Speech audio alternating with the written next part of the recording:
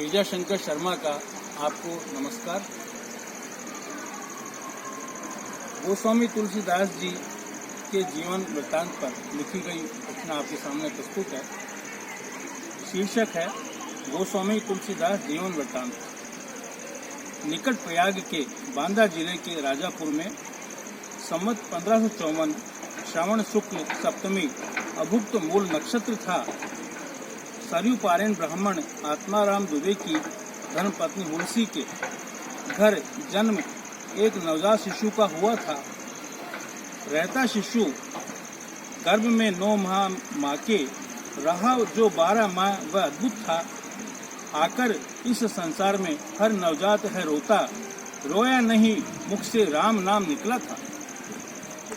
वह मुश्किल जन्म से यौवन तक आते 32 दांत माँ की कोख से लेकर 32 ही आया था। उस विलक्षण का डील डोल नवजात का न हो, बालक 5 वर्ष का जैसा दिखता था।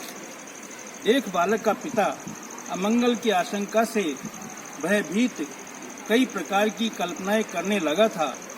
हुई चिंतित माता तुलसी आशंका से शिशु के अनिष्ट की 10वीं की रात्रि को दासी संग उसके ससुराल भेजा था। मिलता है मात्र सुख, अमूमन हर नौनिहाल को हुआ देहांत दूसरे दिन माँ का दासी चुनिया ने पाला था।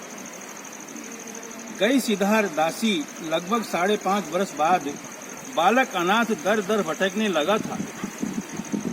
आई दया यह देख उस होनहार बालक पर आकर प्रतिदिन जगत जननी पार्वती ने पाला था। पाकर प्रेरणा शंकर जी से नर हरियानंद ने ढूंढ निकाला, नामकरण कर राम बोला, उसका नाम रखा था। ले गए अयोध्या उसे संवत 1561 माघ पंचमी शुक्रवार को यज्ञोपवीत संस्कार उसका कराया था। चकित हुए सब बिन सिखाए गायत्री मंत्र बोला। नरहरि स्वामी ने राम मंत्र दिया था। प्रखर बुद्धि थी, राम बोला कि गुरु मुख से सुन, एक बार कंठस्थ उसे हो जाता था। अयोध्या में रहकर उसे विद्याधन कराया था। पहुंच सोरो गुरु ने रामचरित सुनाया था। पहुंच काशी में शेष शतानंद से 15 वर्ष तक वेद वेदांग अध्ययन पूरा उसने किया था। आया जब वह मूल निवास सब कुछ पाया नष्ट, पिता आदि का कर श्राद्ध वहीं रहने लगा था। रहकर वहीं मूल निवास पर भगवान की कथा रामचरित वहां लोगों को सुनाने लगा था। संवत 1583 ज्येष्ठ शुक्ला 13 गुरुवार को उसका विवाह ब्राह्मण अति सुंदर रत्नावली से हुआ था। कई माई के पत्नी जब पीछे चल दिया, धिक्कारा पत्नी ने तुरंत वहां से चल दिया। आकर प्रयाग उसने गृहस्थ वेश का कर परित्याग फिर साधु वेश ग्रहण किया कर तीर्थाटन पहुंचा था। मानसरोवर के पास उन्हें काकभुसुंडी के दर्शन हुए। तुलसीदास काशी में राम कथा कहने लगा था। मिलकर हनुमत से की प्रार्थना राम दर्शन कराने की। चित्रकूट में राम जी ने दर्शन दिया था। संवत 1628 में हनुमत आज्ञा से अयोध्या गए। उन्हें भरद्वाज और याज्ञवल्क्य मुनि का दर्शन हुआ था। चले आए काशी प्रहलाद घाट पर ब्राह्मण घर रहे। वहां उनमें स्फुरण कवित्व शक्ति का हुआ था। करने लगे वे पद्य में रचना संस्कृत में, किंतु दिन की पद रचना रात्रि में मिट जाता था। रोज होता यह 8वें दिन तुलसीदास जी को स्वप्न हुआ। अपनी भाषा में काव्य रचना का भगवान शंकर ने आदेश दिया। नींद खुली तुलसीदास जी की, बैठ गए। वह उठकर तत्क्षण भगवान शंकर और पार्वती प्रकट हुए। शिवजी ने कहा, अयोध्या जाकर हिंदी में काव्य रचना करो, होगी रचना साम वेद समान, कहकर गौरी शंकर अंतर्ध्यान हुए।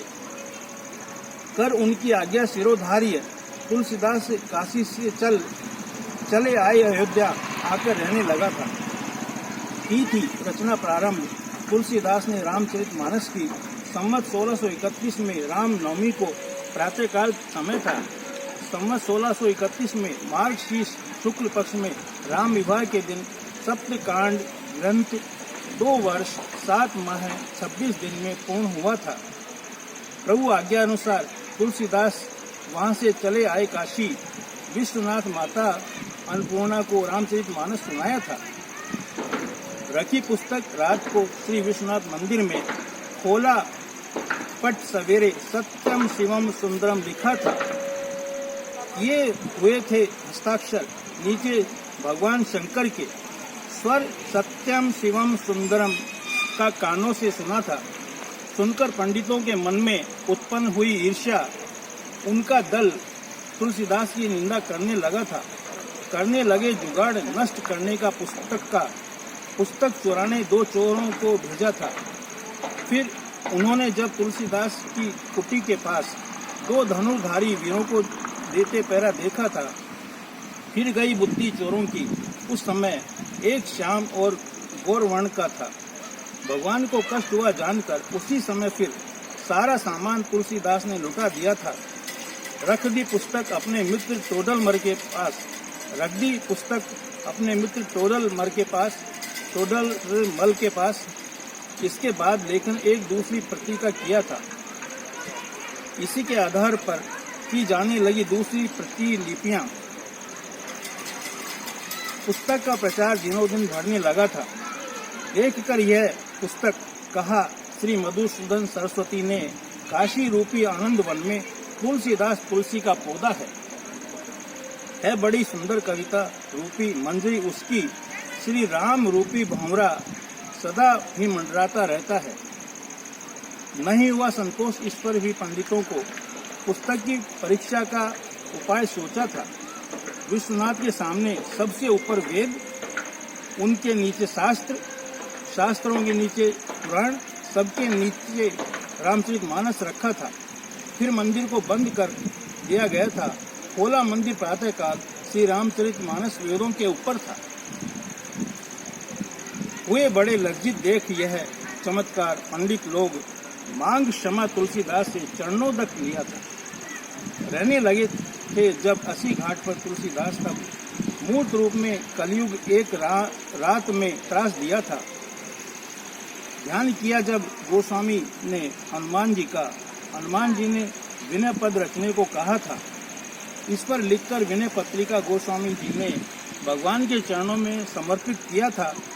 कर हस्ताक्षर श्री राम जी ने उस पर तुलसीदास जी को निर्भय कर दिया था। 80 घाट पर तुलसीदास ने संवत 1680 श्रावण कृष्ण तृतीया शनिवार को राम राम कहकर देह त्याग किया था। राम राम कहकर देह त्याग किया था। राम राम कहकर देह त्याग किया था। जय श्री राम, जय बजरंग।